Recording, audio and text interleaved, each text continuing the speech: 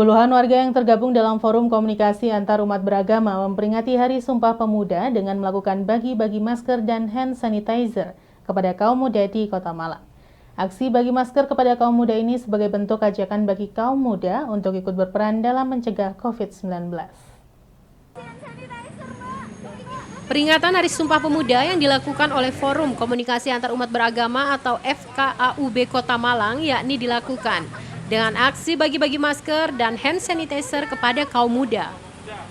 Aksi bagi-bagi masker dan hand sanitizer secara gratis ini dilakukan di 3 titik di Kota Malang, yakni Jalan Tugu, Alun-Alun Merdeka, dan perempatan Jalan Basuki Rahmat. Peserta aksi yang membawa poster berisi tulisan kampanye ajakan penerapan protokol kesehatan, membagikan masker kepada kaum muda yang melintas di jalan sambil mensosialisasikan penerapan protokol kesehatan. David Tobing, koordinator aksi sosial tersebut mengatakan bahwa aksi sosial ini sebagai bentuk ajakan kepada kaum muda agar turut serta dalam mencegah persebaran COVID-19 di Kota Malang dengan selalu menerapkan protokol kesehatan. Dengan semangat Sumpah Pemuda, generasi muda diharapkan dapat mendukung gerakan dari pemerintah dalam menerapkan protokol kesehatan dengan benar, sehingga upaya mencegah persebaran COVID-19 dapat berjalan efektif. Sementara itu, dalam aksi bagi-bagi masker dan hand sanitizer ini, total sebanyak 180 paket masker dan hand sanitizer yang dibagikan kepada kaum muda. Hari ini kami mengadakan aksi sosial pembagian 180 paket hand sanitizer dan masker gratis di 4 titik Kota Malang, yaitu di Alun-Alun Tugu, Alun-Alun Kota, dan juga di perempatan BCA. Target sasarannya adalah generasi muda agar sadar protokol kesehatan, sadar menggunakan masker, hand sanitizer, dan juga sadar untuk menjaga jarak. Jadi supaya anak-anak muda juga bisa mendukung gerakan dari pemerintah untuk menerapkan protokol kesehatan dengan baik dan benar. Acara ini didukung oleh beberapa elemen, tokoh masyarakat, dan juga dari Bapak Andreas dari DPR RI. Jadi semua ini adalah kolaborasi baik lintas agama maupun dari lintas organisasi kepemudaan. Acara ini memang kami galang untuk mengisi Sumpah Pemuda ini dengan aksi kepemudaan yang benar dan baik, khususnya mendukung program pemerintah. Simon Alfredo melaporkan.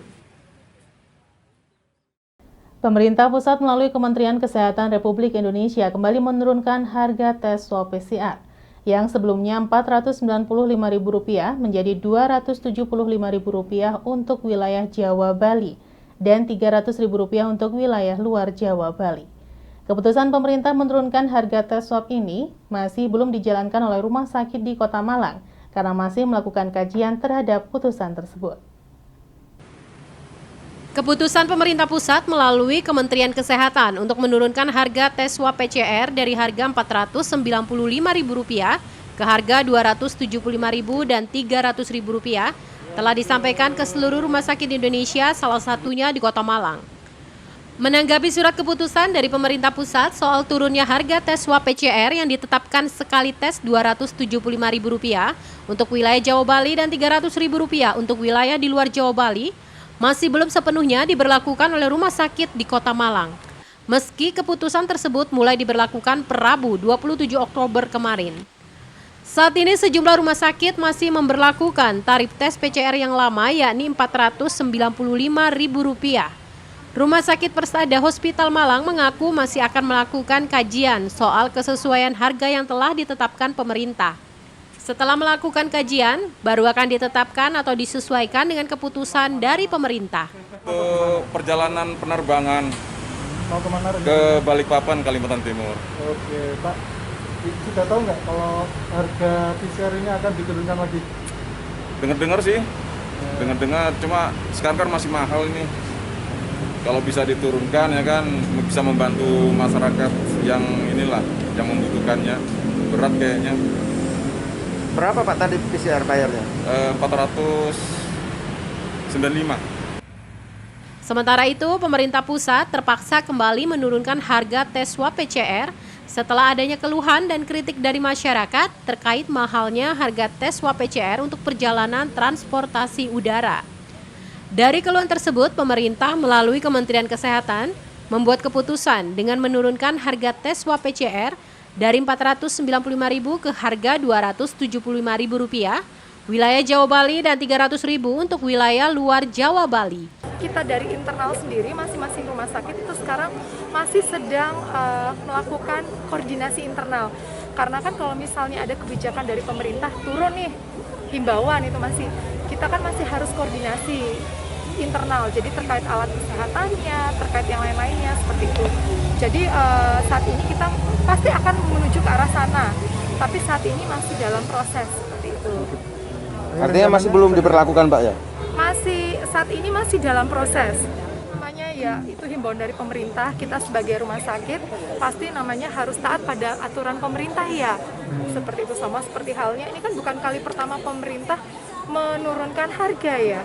Jadi ya pasti kita semua akan mengikuti anjuran pemerintah, tapi kami mohon waktu untuk memproses hal tersebut seperti itu. Simon Alfredo melaporkan. Upaya mencapai 100% target vaksin, pemerintah Kota Malang gencar melakukan vaksinasi bagi masyarakat di Kota Malang. Saat ini, capaian vaksinasi di Kota Malang sudah di angka 90% lebih. Vaksinasi bagi masyarakat di Kota Malang gencar dilakukan oleh pemerintah Kota Malang. Kali ini, Pemkot Malang yang didukung sejumlah rumah sakit menggelar vaksinasi bagi masyarakat yang berlangsung di halaman Tarekot Kota Malang. Masyarakat yang hendak melakukan vaksinasi tinggal menunjukkan identitas diri dan langsung dilayani oleh tenaga kesehatan. Warga yang lolos screening langsung disuntik vaksin jenis Sinovac. Wali Kota Malang Sutiaji yang meninjau pelaksanaan vaksinasi ini memberikan apresiasi karena semua pihak sudah bekerja sama dalam meningkatkan herd immunity masyarakat. Wali Kota menambahkan, capaian vaksinasi Kota Malang untuk dosis pertama sudah di angka 90% lebih. Sedangkan untuk dosis kedua mencapai 65%, yang lansia mencapai 50% lebih. Ada tanggung jawab bersama terhadap penciptaan herd immunity bangsa. Dan mudah-mudahan dengan vaksinasi yang terus kita gelontor, herd immunity masyarakat kita terbangun baik, saya punya keyakinan insya Allah kita akan bangkit. Tapi kita tetap waspada ya, walaupun kita udah vaksin 2 kali, kita tetap waspada. Untuk di Kota Malang vaksinasi sudah berapa persen? Kita sudah 94% untuk dosis pertama.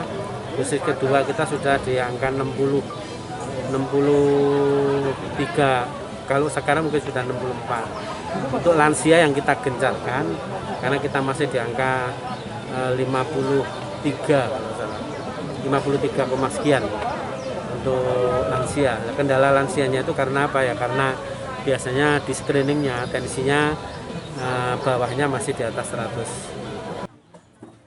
Sementara itu, warga yang mendapatkan vaksinasi di Tarekot Kota Malang mengaku senang telah divaksin.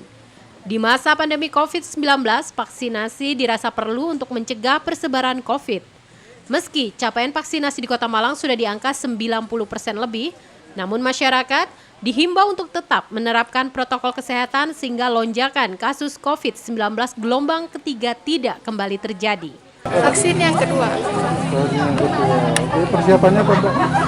Nggak ada persiapan apa sih, yang penting sehat.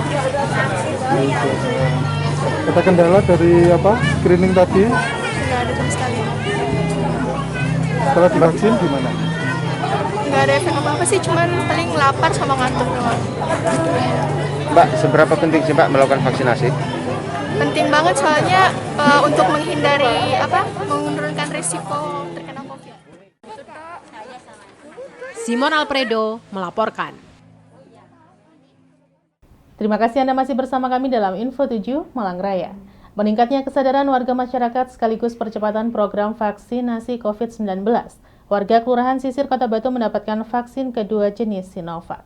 Kegiatan vaksin kedua ini diikuti 319 warga, hasil kerjasama pemerintah Kota Batu dan Otoritas Jasa Keuangan. Kegiatan vaksinasi ini terus dilaksanakan di kantor-kantor desa dan kelurahan di Kota Batu.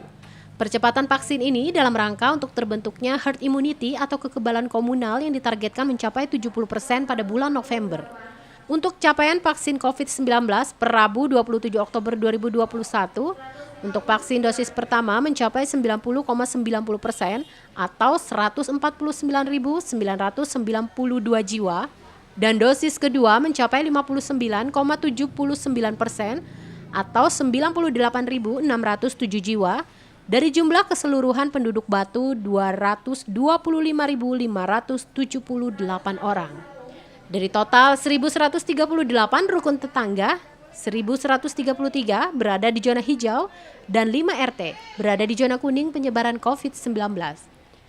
Pelaksanaan vaksin di tiap desa dan kelurahan terlihat ramai diikuti warga masyarakat.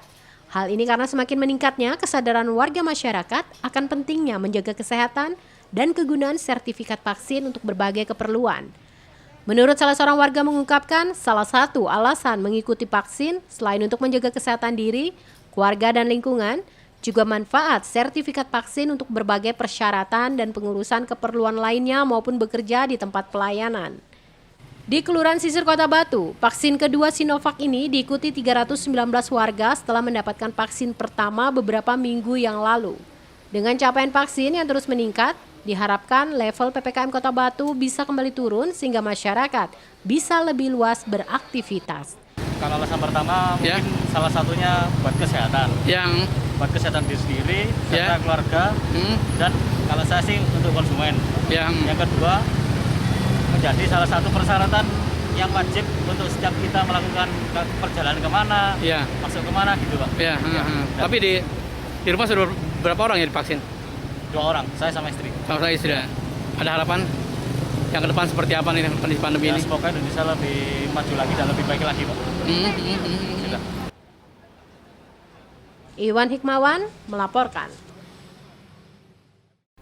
Membaiknya kondisi penanganan pandemi dan trayek melintasi pasar, jumlah penumpang angkutan umum jurusan Karangploso Singosari mengalami peningkatan. Saat ini jumlah penumpang sudah mencapai 70%, meningkat dibandingkan pada saat awal pandemi. Beginilah yang terlihat di kawasan Pasar Karangploso. Terlihat angkutan umum jenis mikrolet yang parkir menunggu penumpang di pinggir jalan. Di Terminal Karangploso, Kabupaten Malang.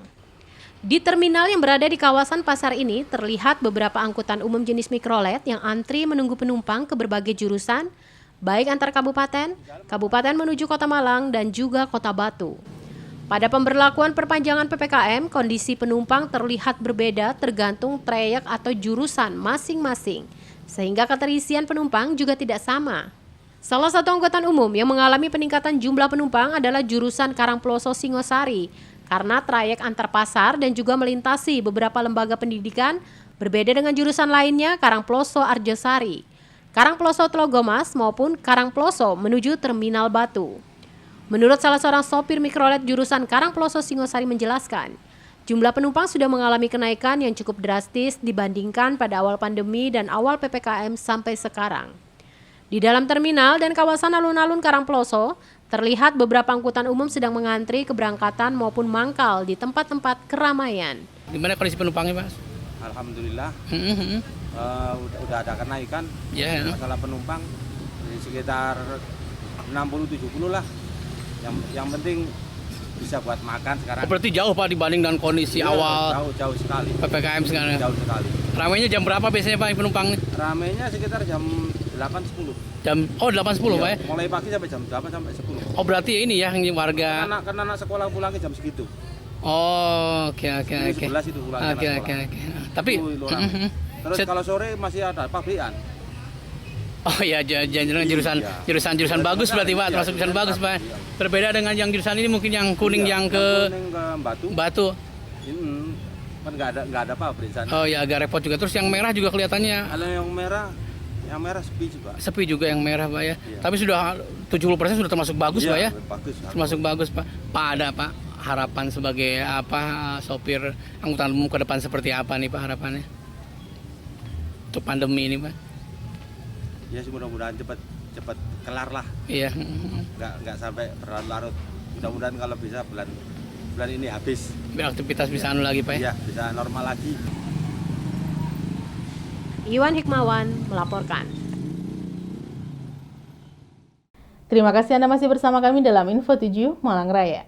Memberikan pemahaman wawasan sekaligus pengarahan tentang perundang-undangan di bidang bea cukai dan program gempur rokok ilegal, Bagian Perekonomian dan Sumber Daya Alam Kota Batu bekerja sama dengan Kantor Pengawasan dan Pelayanan Bea dan Cukai Tipe Madia Malang menyelenggarakan sosialisasi yang dihadiri 52 peserta, pemilik toko di Kelurahan Temas, Kecamatan Batu.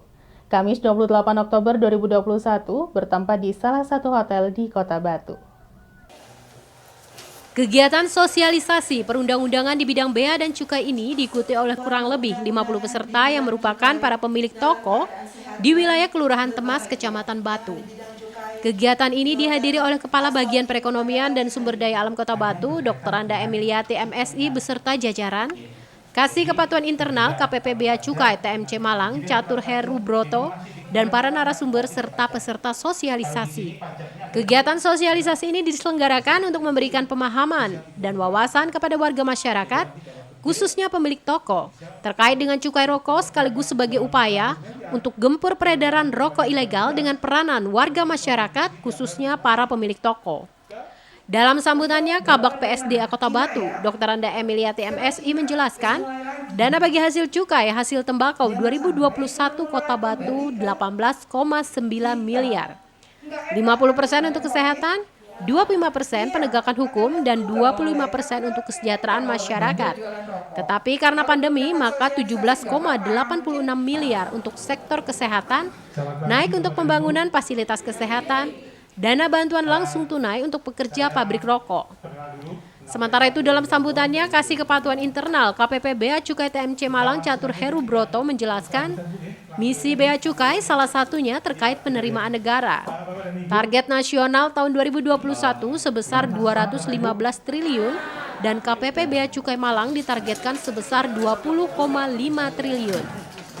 Pada kesempatan tersebut juga disampaikan materi oleh dua narasumber, Riki Wijaya dan Yuris Dika Faris Hamdani dari KPP Bea Cukai TMC Malang, terkait dari cukai dan peruntukan bagi hasil cukai rokok untuk daerah serta ciri-ciri rokok ilegal. Hari ini Desa Temas, Kelurahan Temas, sebanyak 60 orang. Untuk materi yang disampaikan pada hari ini seperti biasa, bahwa kita mengenalkan bea cukai itu seperti apa, dan dana dari DBHCT itu juga dipergunakan untuk apa, agar masyarakat memahami bahwa anggaran tersebut diperuntukkan untuk kegiatan-kegiatan yang sifatnya khusus. Secara garis besarnya dana DBHCT ini dipergunakan untuk sektor kesehatan, penegakan hukum maupun kesejahteraan masyarakat. Nah, di pemerintah Kota Batu, kita penggunaan dana ini lebih banyak fokus dialihkan untuk sektor kesehatan yang jumlahnya sebesar 17,86 miliar dari anggaran 18,9 miliar. Iwan Hikmawan melaporkan.